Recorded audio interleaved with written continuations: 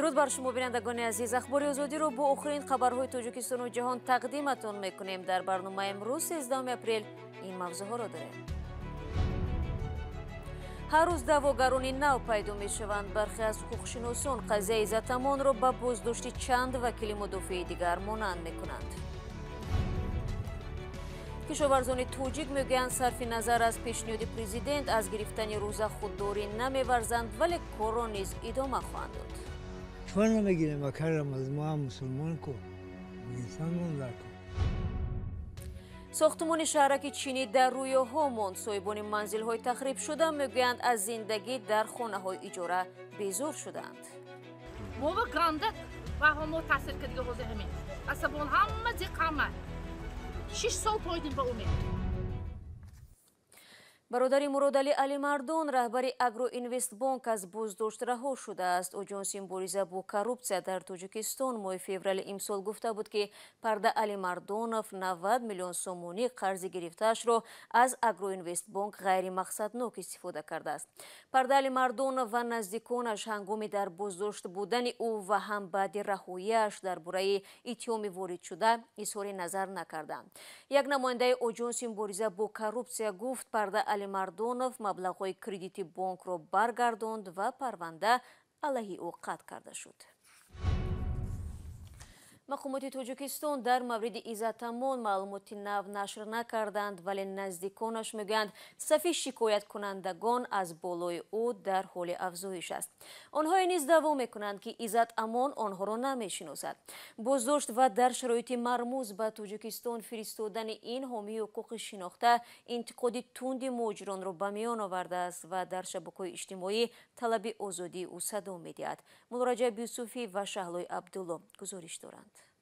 خویشاوندان عزت امان با ملاحظه ایجاد نشدن مشکل برایشان نمیخواهند نامشان ذکر شود و پسر عزت امان که پیشتر با رسانه‌ها صحبت میکرد روز 13 اپریل به زنگ‌های ما پاسخ نداد. اما یکی از خویشاوندان نزدیک عزت امان در صحبت با رادیو آزادی گفت تا حال دعواگران نو پیدا میشوند که عزت امان آنها را نمیشناسد. در میان آنهایی که علیه عزت امان به مقامات شکایت کردند آنهایی نیز بودند که عزت امان سالهای پیش وکیل دفاعی آنها بود. پیوندان این حامی حقوق مهاجران میگویند چون این دعواها بی اساسند، چون هر وکیل دفاع حق کارش را میگیرد. خویشاوندان عزت امان گفتند تا حال مادر او از بازداشت فرزندش خبر ندارد. نزدیکانش بار اخیر با عزت امان روز 12 اپریل در بازداشتگاه ملاقات کردند. مقامات بجز از نشر خبری بازداشت عزت امان تا حال هیچ شرح رسمی در این باره ندادند. تنها معلوم است که علیه عزت امان با ماده 247 قسم 4 یا قلابه در حجم مخصوصاً کلان پرونده جنایی باز شده با او جریمه یا تا 12 سال زندان تهدید میکند. پیوندانش گفتند عزت امان با قرار دادگاه ناحیه اسماعیلی سامانی به حبس پیشکی گرفته شده است. به دنبال اعتراض مهاجران از بازداشت عزت امان در شبکه‌های اجتماعی نوارهای پیدا شدند که برخی افراد از حامی حقوق انتقاد کرده او را به قلابی متهم میکنند. در این نوارها که معلوم نیست تحت چه شرایطی ثبت میشوند دعواگران میگویند که عزت امان سالهای پیش از آنها مبلغ گرفته دیگر بازپس نداده است، ولی برخی کاربران شبکه‌های اجتماعی با اشاره به مانند بودن مکان ثبت و یک خیله بودن شکایت‌ها حقانه بودن نوارها را زیر شبهه می‌گذارند. مقامات تا حال نگفتند که نسبت عزت امان در عموم چند نفر شکایت کردند. برخی از حامیان حقوق قضیه عزت امان را به بازداشت چند وکیل مدافع مانند میکنند، از جمله به قضیه بزرگمهر یاروف که در آغاز بر اساس شکایت میزاجانش بازداشت شده بود، تجربه که حالا در قضیه عزت امان تکرار شده ایستاده است. مقامات قدرتی جمهوری تاجیکستان من همین طلبات ما در 247 کودکس جنایتی رو یعنی قلابی رو انتخاباً استفاده میبرند و درست به ماهیت آن صرفم هم نمیروند. این یکمش، دومش که صرفم هم میروند، ولی این یک واسطه، یک اسباب بالای فشار آوردن زیر نظارت گرفتن همان حمایتگران مملکت‌ها یعنی باشد که کمتر فعالتر هستند. عزت امان رئیس مرکز تاجیکان در روسیه روز 25 مارس در شهر مسکو ناپدید شد و 2 روز پس وزارت کارهای داخلی تاجیکستان از بازداشت او در شهر دوشنبه خبر دادند. دستگیر شدن این حامی حقوق خشم مهاجران مهنتی را برانگیخت و 10 نفر آنها در نزد سفارت تاجیکستان در مسکو تظاهرات کردند. президенти тоҷикистон дар арафаи моҳи рамазон мусулмонони кишварро табрик намуд. ӯ ба кишоварзони тоҷикистон ки дар саҳроҳои тоқатфарсо кор мекунанд машварат дод то аз гирифтани рӯза худдорӣ намоянд. вале зимни суҳбат бо ҳамкорони мо аз телевизиони настаеши время аксари кули кишоварзон гуфтанд ки ҳам фарзи диниро иҷро мекунанд ва ҳам корашонро канор намегузоранд. бар асари хунукиҳои моҳи март дар ин майдон кишти пиёз нобуд шудааст ва ҳоло аминаву ҳамдеҳагонаш қарор карданд ки дар ин ҷо лӯбиё ва ҷувори макка коранд. ба гуфтаи ин зан ҳамин тавр корҳои зиёди ғайринақшавӣ пайдо шуд ва онҳо давоми моҳи рамазон бояд кор кунанд. амина мегӯяд бо вуҷуди заҳмати зиёд ҳамагӣ тасмим гирифтанд ки рӯза мегиранд. вай бовар дорад кор аст ва шумо наметавонед худоро фаромӯш кунед. мо аз соати 8 сар мекунем то соати 12:30 12:30 ки шуд обед меброем то соати 1:30 хатто 1:30 2 одих мекунем дам мегирем обед мекунем намозамона мехонем. рамазони имсола ба мавсими кишти баҳорӣ рост омад. имрӯзҳо дар кишвар даҳҳо ҳазор нафар дар саҳро кор мекунанд. аз заҳмати баҳории онҳо некуаҳволии хонавода ва гуногунии рафъи сабзавотфурӯшии бозорҳо дар давоми сол вобаста аст. бо вуҷуди он ки гармии ҳаво аллакай ба 24 дараҷа расидааст ва ҳамарӯза дар саҳро ҳаво гармтар мешавад, ҳеҷ кас аз рӯзадорӣ даст кашиданӣ нест. зоҳиран сокинони тоҷикистон пешниҳоди раиси ҷумҳур эмомалӣ раҳмонро дар бораи рӯзадорӣ ҷиддӣ нагирифтанд, ҳарчанд тавсияҳои ӯ одатан фаврӣ иҷро мешаванд. чӯр намегирем акар рамазон мо ҳам мусулмон ку мигисанмон дарку насиб карда боша рӯза мегирем иншоалло насиб карда боша мушкил намешавад агар иншоалло акай мо рамазон мегирем мегирем рӯза шигиртиба рӯзада то соат 10 кор мекунем. эмомалӣ раҳмон пешниҳоди худро дар паёми табрикиаш дар робита ба оғози моҳи рамазон иброз дошт. ӯ гуфт ки кишоварзон бояд меҳнати бисёр кунанд ва даст кашидан аз хӯрокхӯрӣ метавонад боис ба камқувватии онҳо гардад. ба гуфтаи эмомалӣ раҳмон пешниҳоди ӯ бо асоси ислом мухолифате надорад. در اساس تأکید علمای شریعت و فقیهان دین مبین اسلام، شخصانی که در شرایط دشوار کار و فعالیت میکنند کسبشان به تأمین مواد آذوقه وابسته است یا در ساحه‌های صناعت و استحصالات وزین مشغول میباشند، روزه‌داری برای آنها باعث دشواری و مشقت میگردد. از این لحاظ خوردن روزه برایشان اجازه داده شده است و آنها میتوانند در وقت مساعد دیگر روزه خود را انجام دهند. چون این توصیه به نظر روحانیان مسلمان در کشورهای دیگر عجیب می نماید، زیرا به گفته آنها ترک روزه‌داری تنها در حالتهای بسیار سخت و ناچاری ممکن است. روزه به شما فرض شده است و مثل آن قوم‌هایی که قبل از شما بودند. بنابراین یگان کاری مشکل دلیل شده نمیتواند. آدم همیشه میتواند رخصتی گیرد و یا در نهایت کارش را عوض کند، ولی آن سببی دست کشیدن از روزه نباید باشد. در همین حال بعضی از کارشناسان دینی میگویند امامعلی رحمان در مسئله دادن فتوا و یا دخالت به مسائل مذهبی صلاحیت ندارد. اما اینکه رئیس جمهور میخیزد از منبر برای قسم اکثری از مردم تاجیکستان چون این فتوا صادر میکند، این هیچ جنبه شرعی ندارد و کسانی هم که به این فتوا عمل میکنند از نگاه شرعی گناهکار محسوب میشوند و مورد بازخواست قرار میگیرند، چون که میدانند که این نفر در اون جایگاهی نیست.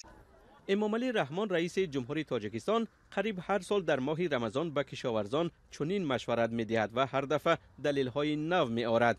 این در حالی است که وضع آزادی‌های دینی در تاجیکستان سالهای اخیر پیوسته تنقید می‌شود. وزارت امور خارجه آمریکا بنابر محدودیت در اشتراک زنان و کودکان در مراسم دینی، تعقیب ریشداران و یا زنان حجاب‌پوش و منع لباس‌های مذهبی، تاجیکستان را به روی خط پایمال کنندگان آزادی‌های دینی شامل کرده است.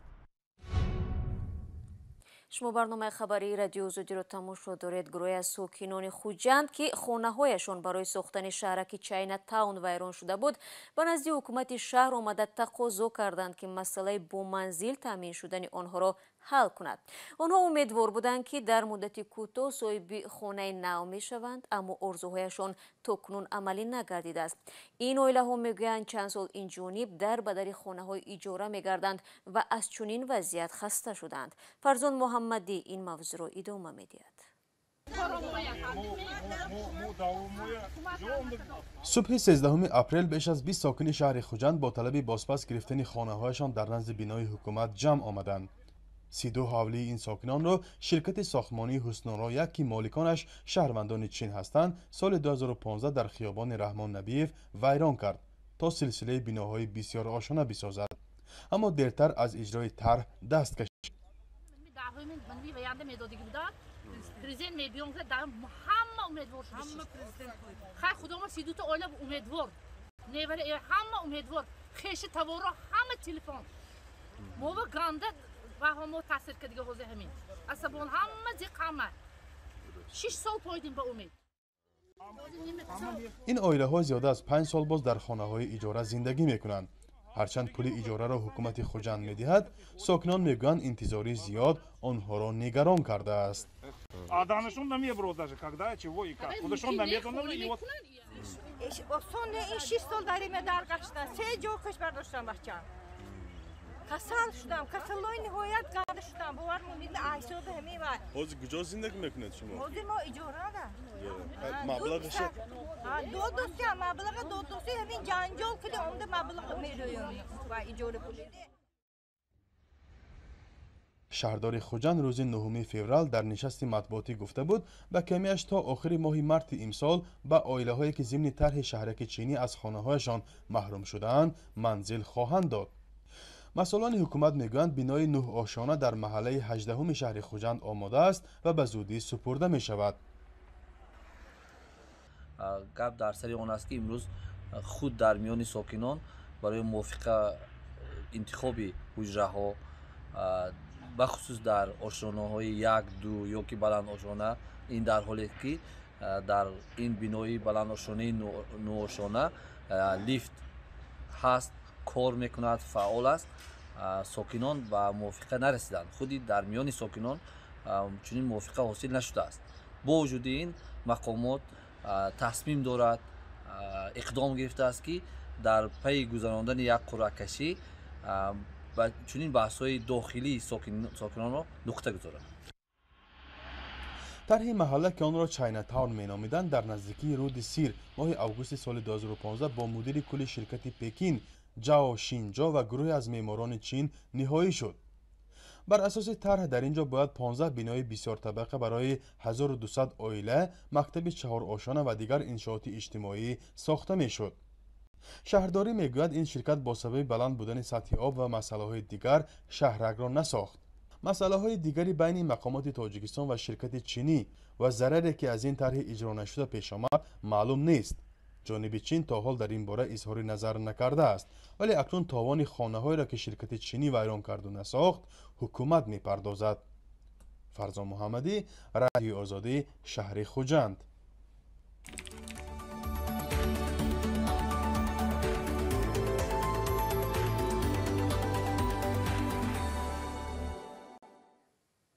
و شرکت برق توجیک میگوید با در نظر داشت فرارسی ماه رمضان شدت محدودیت استفاده از نیروی برق در مناطق روستایی تاجیکستان را کمتر میکند. ناظر جان یادگاری سخنگوی شرکت برق توجیک میگوید به این خاطر تصمیم شده است وقتی افطار و روزه‌بندی به منزل ساکنان نیروی برق انتقال داده شود. تقویم رمضان ساعت افطار و روزه‌بندی را در تاجیکستان از تقریبا ساعت‌های 7 شام تا 4 صبح مقرر کرده است.